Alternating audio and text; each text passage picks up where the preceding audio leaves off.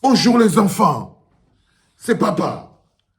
Mon mur est un asile psychiatrique à ciel ouvert et ma salle d'attente est toujours bondée. Bienvenue à la clinique, bienvenue à la clinique Minko. Ça faisait longtemps que tu n'étais pas venu ici à la clinique, mon ami Minko, depuis ton anniversaire. Mais je vois que tout roule pour toi, tout va bien et tout. J'ai lu un texte que tu as posté aujourd'hui sur Facebook où tu t'indignes sur l'abus de langage des gens sur Facebook. C'est-à-dire que les abus langagiers que les gens ont sur Facebook, le manque de courtoisie, le gros mot, de que tu dis I, on te dit ah, c'est que tu es vraiment choqué, tu appelais à la courtoisie sur Facebook. Mais moi, j'ai jamais compris comment c'est que vous pouvez être choqué par les abus de langage sur Facebook. Mais vous n'êtes pas choqué par les abus de pouvoir dans la vraie vie. C'est ça le problème. Il y a une relation directe entre les abus de langage sur Facebook et les abus de pouvoir dans la vraie vie. Mais c'est terrible parce que je vois la plupart des gens qui se choquent des abus de langage sur Facebook se taisent de manière quasi systématique sur les abus de pouvoir, les violations de la liberté, les violations de la vie et de la dignité dans la vraie vie. Dans la vraie vie. Mais je veux te dire, frère, que non. Il n'y a pas quelque chose qui sort par hasard. Ce n'est pas une génération spontanée. Les abus de langage que tu vois sur Facebook, là, c'est les conséquences. Ce sont les conséquences des abus de pouvoir dans la vraie vie. Ce sont les conséquences des abus et des frustrations qu'ont les hommes de pouvoir dans la vraie vie. C'est l'abus des abus que les gens vivent dans la vraie vie qui se transforment en abus de langage sur Facebook. Ça, je te donne d'abord la raison pour laquelle tous les abus de langage que tu vois sur Facebook, là, ça vient des abus de pouvoir dans la vraie vie. Dans la vraie vie. Ça vient de là. Maintenant, il arrive que la plupart des gens, et c'est là où moi je vous accuse d'hypocrisie, c'est une grosse hypocrisie. C'est-à-dire que la plupart des gens qui accusent les gens d'abus de langage sur Facebook, et toi le premier, déjà, tu fais les abus de langage sur Facebook, toi-même. Tu es le patron aussi des abus de langage sur Facebook. Quand tu veux cocher quelqu'un, tu coches. Quand tu veux dire ta chose, tu dis. Quand tu veux faire tes allusions, tu fais. Personne ne te dérange. Personne ne te dérange. Personne ne t'a jamais stoppé le droit de te moquer de quelqu'un ou de faire de l'ironie sur quelqu'un, frérot. Nobody. Tu es même l'un des patrons de se moquer des gens et de faire de l'ironie, parfois sous la souffrance même des gens, en disant que c'est ton mode de communication dans ton comic show. Donc tu te rends bien compte que ce que tu accuses les gens de faire, abus de langage sur Facebook, tu en es toi-même un grand patron. Tu en es toi-même un grand patron. C'est juste que ça te dérange. C'est juste que ça te dérange, toi. Mais ce que toi, tu dis aussi sur les gens, ça les dérange. Mais c'est Facebook. C'est Facebook. C'est-à-dire que c'est là où les gens ils parlent seulement. Heureux encore ceux qui ne parlent que sur Facebook. Parce que dans la vraie vie, il y a ceux qui appliquent dans la vraie vie. Dans la vraie vie, ils arrêtent. Dans la vraie vie, ils humilient. Dans la vraie vie, ils spolient. Dans la vraie vie, ils briment. Dans la vraie vie, ils agressent, ils enferment, ils piétinent la dignité humaine. Dans la vraie vie, ils agressent, ils piétinent et ils humilient la dignité humaine. Et ça fait plus mal parce que c'est la vraie vie. Et j'aurais beaucoup aimé aussi de voir beaucoup tous ces gens qui s'indignent des gros mots sur Facebook, alors qu'eux-mêmes ils disent les gros mots sur Facebook, s'indigner 50% de ce qui se passe dans la vraie vie. Ah, au moins, non, même pas que vous vous indignez sur ce qui se passe dans la vraie vie. Que vous voyez ce qui se passe dans la vraie vie, dans votre tête, et que vous ayez l'honnêteté intellectuelle de ne pas faire comme si il n'y a aucune relation entre les arrestations, les empêchements de fonctionner du monde, toutes les agressions qu'on a, les abus de pouvoir, les meurtres non élucidés, toutes ces choses-là qui détruisent la vie, la jouissance et l'opulence que certains étalent devant la misère des autres. La jouissance et l'opulence que certains étalent devant la misère des autres. Ça crée des frustrations. Ça crée des frustrations. On peut être dans un pays où il n'y a pas d'eau. Il n'y a pas d'eau, frérot. Il n'y a pas d'eau. Mais un mola se lave avec 5, 10, 50 bouteilles de ruinard. Le maire de Yaoundé 6. Dans un quartier où il n'y a pas l'eau, ça touche le cœur des gens, frérot. Ça touche le cœur des gens. Ça touche le cœur des gens. Ça les met les frustrations. Quand moi je vois ça, moi ça me dérange. Ça me dérange. Et comme je suis un homme libre, pour pas faire que le jour me dérange, je ne parle pas ça.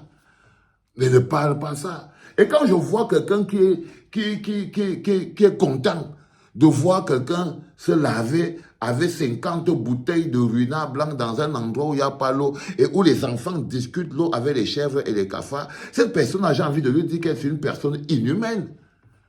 Que toi qui soutiens ça, j'ai envie de dire que tu es une personne inhumaine. Que tu ne ressens pas la souffrance des autres, que ce n'est pas normal, que tu ne te sentes pas indigné. Au contraire, tu applaudis.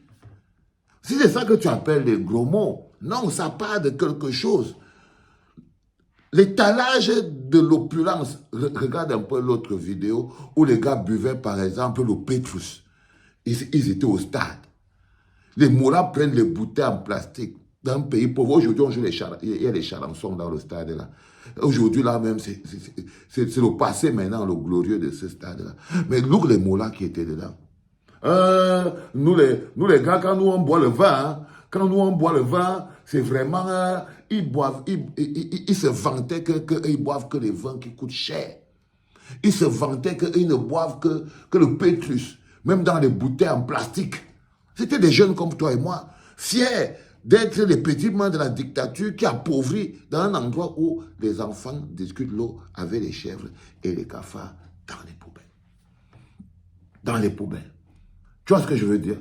Ça là, c'est ça qui amène les gros mots que tu vois sur Facebook.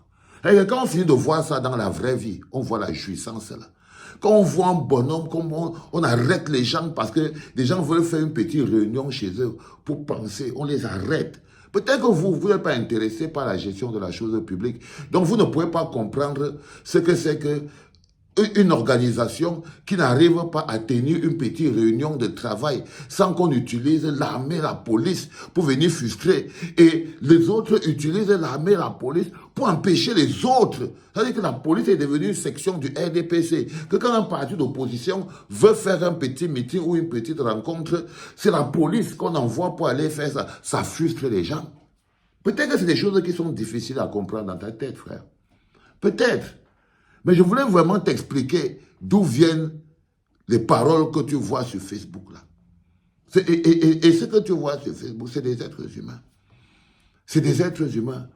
C'est aussi la résultante de 42 ans de gouvernance. La politique éduque les masses. Va encore t'apprendre encore l'autre ici. C'est que la politique éduque les masses. C'est la politique qui construit les citoyens. C'est aussi la politique qui détruit les citoyens. Les Camerounais que tu vois là sont l'expression de 42 ans de destruction de l'être humain. C'est-à-dire que c'est encore la politique qui éduque encore les masses. Donc, c'est un autre système politique qui va encore éduquer les masses. 42 ans de diviser pour mieux régner. 42 ans des mêmes justices. Toi et moi, on était petits. On voyait Grégoire Odel était tout petit, il était beau. Mais 42 ans plus tard, il est toujours ministre, Moula. Ça ne te dérange pas. Dans le monde moderne. Bon, ça peut arriver que ça ne te dérange pas, mais tu peux comprendre que ça dérange les autres. Quand même, tu peux comprendre que ça dérange les autres. OK? Et dès cet instant, moi, par exemple, quand je fais une campagne non à la candidature de Paul Biya, toi, par exemple, tu peux penser que non, Paul Biya a le droit d'être candidat à l'élection présidentielle. C'est un citoyen normal. C'est son droit, c'est sa vie. Personne n'a le droit d'empêcher Paul Biya d'être candidat et tout. Toi, tu peux penser ça. C'est ta pensée. OK? Mais moi, je vois un autre Paul Biya. Je vois un vieillard dont le bilan est d'avoir fait du pays un Cameroun économiquement sinistré. C'est ce que je vois. Je vois un bonhomme qui n'est plus capable de discerner lui-même le bleu du blanc. C'est ce que je vois. Je vois un bonhomme qui aujourd'hui n'est plus capable de gérer sa propre vie. Donc, ne peut donc pas gérer un pays. Donc, je vois quelqu'un qui est incapable, un sénile. Et je dis avec force et puissance qu'il n'a plus le droit d'être candidat à l'élection présidentielle. Et quand toi tu écris qu'il est candidat, j'ai envie de te dire que non, il y a quelque chose qui n'est pas clair dans ta tête. C'est logique, c'est la vie. On a toi et moi un même spécimen devant les yeux. Toi et moi, on a un même spécimen devant les yeux. Chacun dit les raisons que tu dis, pour lesquelles toi tu penses qu'il doit être candidat. Tu les dis parce que c'est ton droit. Mais moi aussi, les raisons que j'ai dit qu'il ne doit pas être candidat, non, tu ne peux pas m'enlever ce droit. Tu ne peux pas m'enlever ce droit, je suis un citoyen. Tu ne peux pas m'enlever le droit de dire que les gens qui disent que Paul Biya doit être candidat sont en fait des gens qui profitent des faiblesses de la vieillesse, qui abusent d'un vieillard. C'est les gens qui abusent des prébendes dû au fait que ce vieillard est toujours président. Donc on n'est plus seulement à Paul Biya, on est à tous les petits jouisseurs qui jouissent de la vieillesse de Paul Biya, qui profitent en jouissant de la vieillesse de Paul Biya. Parce que le fait qui est réel, c'est qu'il est vieux et il est fatigué. C'est ça qui est le fait réel. Tu vois ce que je dis, Minko? C'est ça qui est le fait réel. Donc, du coup, quand tu vois les gens venir maintenant parler sur Facebook et tout, c'est que ça part d'abord de la réalité, là. Ça part d'abord de la réalité, là. Il y a des gens qui, partout dans le monde que tu vois, là, Moula, personne ne comprend.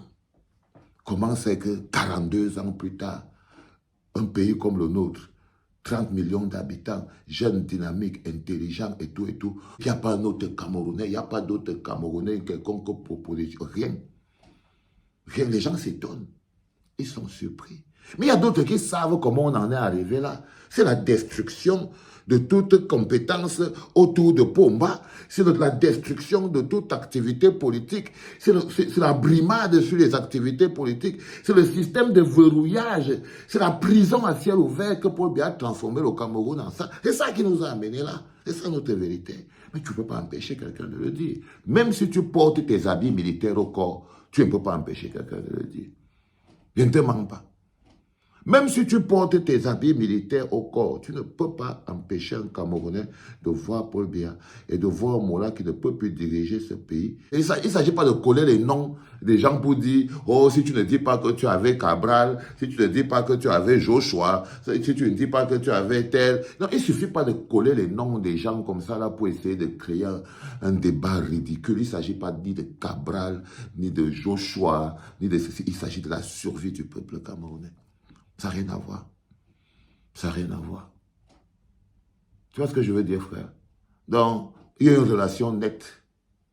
Il y a une relation nette entre la vraie vie, hein, les jouisseurs, la réaction des gens qui reçoivent des frustrations de la vie.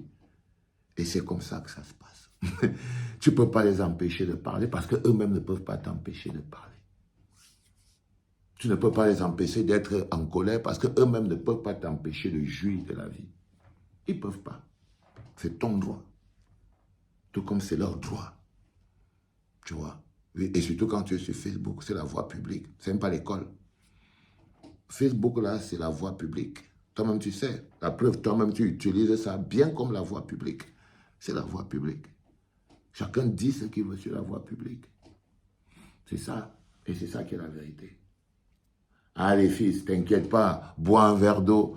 Laisse les gars parler, ils s'expriment. Laisse les gars parler, ils s'expriment. Toi-même, tu t'exprimes. Bois un verre d'eau, on passe. Hein? C'était papa.